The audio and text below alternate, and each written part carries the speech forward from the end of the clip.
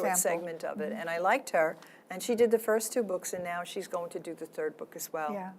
So, you know, once you get the book published, then you're into the field of marketing, and we have found out, actually Karen and I do a program called So You Want to Write a Story. We do it in libraries, and it's all about self-publishing and self-marketing.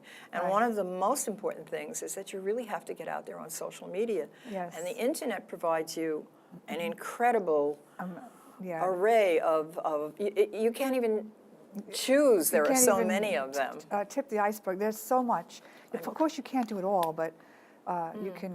When I discovered the Author Show, and I did that through one of the members of our Long Island Authors group, I was so happy I did, because eventually what I did was I entered one of their contests, and the Madonna Ghost won a place in a yearly publication they have called 50 Great Writers You Should Be Reading. Congratulations. And this is, again, another marketing platform. Yes. So yeah, the Author Show is an online radio show that reaches people across the country. You can market yourself through Blog Talk Radio as well. Blog Talk Radio shows there's a niche market for each one, reaches a niche market. And you can contact the host and put together a pitch letter, and they are very ready and willing to have you on their show. You just have to show that you'd be a good interviewer and why you'd be a good guest. There's just so many ways to market through the broadcast media, through events. And doing a show like The Writer's Dream. And doing a show like The Writer's Dream. So we really should devote a few minutes here to talking about how this happened. I was in a library in Riverhead doing an author's day. The weather was horrible, so there was nobody there except the authors. Man came into the library, and he was introduced to us by the librarian, and he said, I'm interested in doing a show. I have a connection with a studio. I want to do a show about writers. Anybody interested? He gave a phone number. I called him, and I came out here with him to visit, and we discovered what we had to do. You had to get a sponsor who lived in the viewing area, and then we had to train. We had a full day of training, which taught us how to do everything, to interview, to come up with a show, and to do all the technical stuff. Right. Well, did you enjoy that day? I did. I had interviewing. I knew how to interview because of my editing days, and I still do editing. But I loved the idea of learning the equipment. I think it's fun. You know, we all had to learn how to use the camera equipment. That was part of our training. We had to learn how to interview, be a guest, and be an interviewer also. So it was a whole day of training, and it was a lot of fun. Yes. I thought we had a lot of fun. I think this is probably the most fun of all the things we do. Yes. We really, Karen and I really like to do this show, and then we like Author Illustrator Nights. Do you want to talk about them? Yeah, the Author Illustrator Nights. If you are a published author, you can join this one of many author groups. One of them is Long Island Authors Group, which we both belong to. And we are also part of Long Island Writers and Illustrators Group, which is specifically for authors who are writing books for children, who are also illustrators for children's books. There are people who are aspiring writers in that group. There are people who are traditionally published and self-published. And what happens is that if you belong to the Long Island Writers and Illustrators Group, it's a very inexpensive fee per year. You get to meet a lot of authors, and schools will invite you to their Author Illustrator Nights. They're called Author Illustrator Nights because the parents and the children have an opportunity to meet the authors who bring their books to their schools on that night.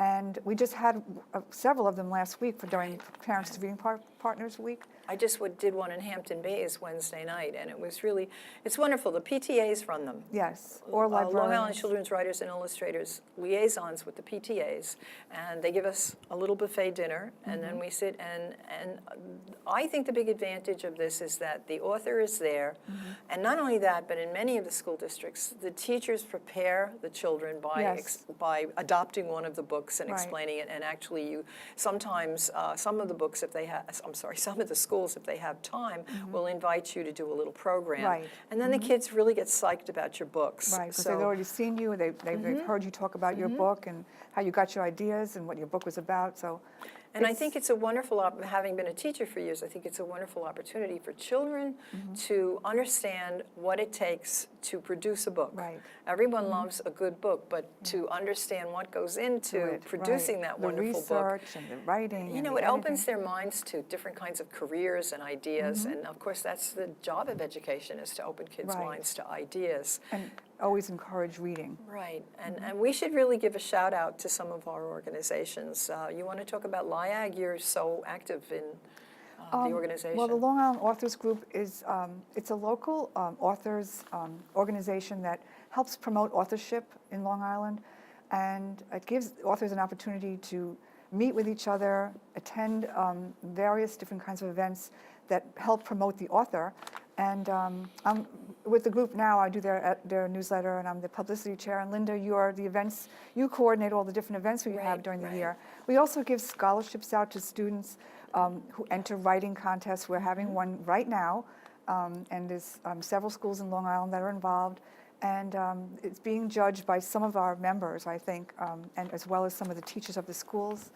And it's just a great opportunity for authors and for students as well. Right, it's a not-for-profit, so we end up with that scholarship is a really nice give back. Yes.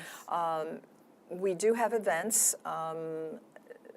One of the premier events I think we do is the lecture series. We've done a lecture series about different aspects of writing at both the Heckscher Museum on Long Island and also the Islip Arts Museum, and we're which we've done. I saw you want to write a story.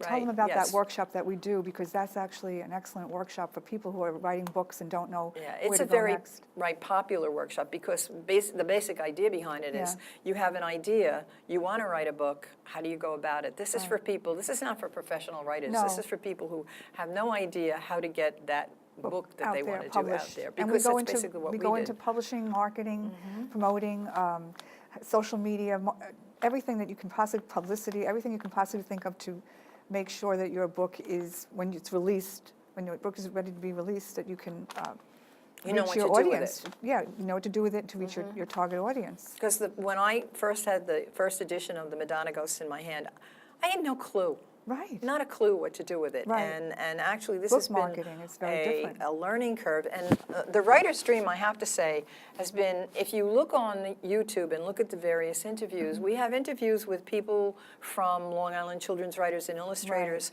who actually run the Author Illustrator Nights. We have John Cardone, and we had... Who is our founder of the Long Island Authors Group. Carrie Ann Brodsky, who was the president at the time, we had them talking about Long Island Authors Group. So you can find out about these organizations. I also belong to Sisters in Crime. I just love that title. I had to join that. Mystery writers, right? And we're mystery writers, and we are also very active on Long Island. You'd be amazed how many mystery writers there are on Long Island. So I give them a little shout out too. And recently, the mother organization, I guess, of Sisters in Crime, the national organization, gave a nice check to the library at Port Jefferson.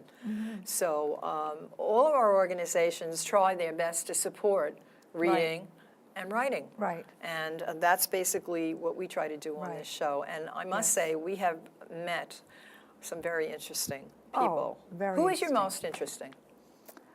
Besides yourself and me. Well, I enjoyed Jack Bolello is one of them. I enjoyed meeting him. He's such a nice man, and he's got so much. He was a teacher, retired teacher, and so the history that he talked about was amazing. There's so many, I can't even think of them. But Shoshana McCullough is one of mine. Yes. Because she wrote A History of Fire Island. And in fact, she's coming out with a second one, and the Madonna Ghost takes place on Fire Island. So, but many, many. Please visit YouTube and see The Writer's Dream. Yes, please do. We're also on Cablevision. Yes. I forgot to mention that. Oh, we also give to the IN, the Interfaith Nutrition Network.